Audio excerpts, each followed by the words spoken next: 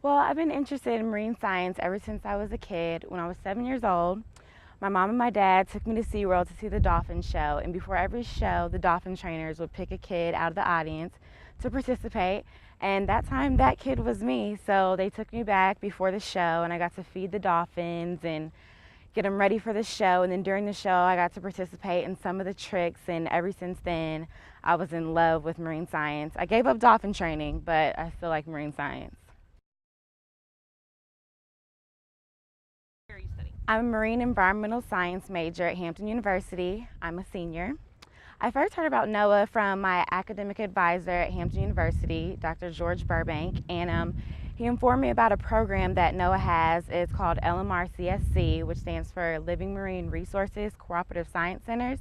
And Hampton is a partner institution, and they fund the students at Hampton University and other institutions during the school year as long as we participate in a certain number of hours of research during the year.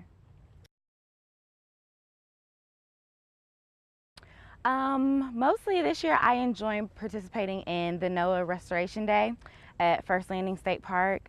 It's in Virginia Beach and I live in the area, so it's kind of cool that I got to do plantings there and I can go back whenever I want to see the progress of how it's growing and if it's filled in. So that was cool, and I got to meet a lot of different people in different NOAA line offices, so a lot of networking, which is good for me.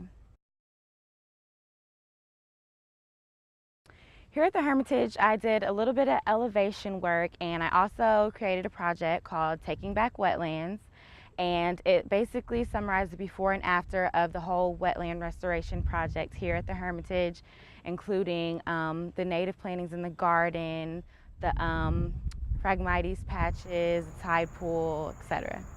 When we started the wetland restoration project here, most of the sand in the area was gone. It had completely eroded away.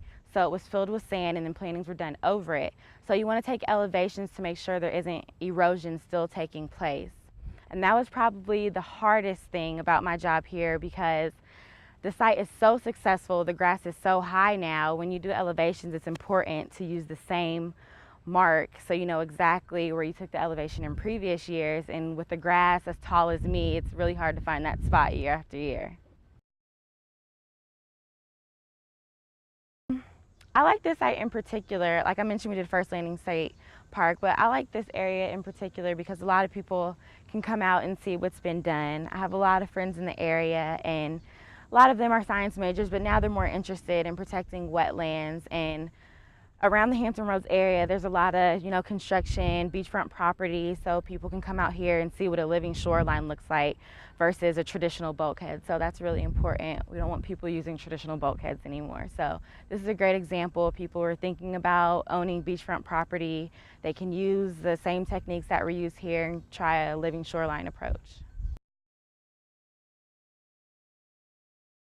My future career plans, I'll be graduating Mother's Day 2010, and I plan on going to the University of Miami in Florida, where I'll be pursuing my PhD in marine affairs with the emphasis in coral reefs.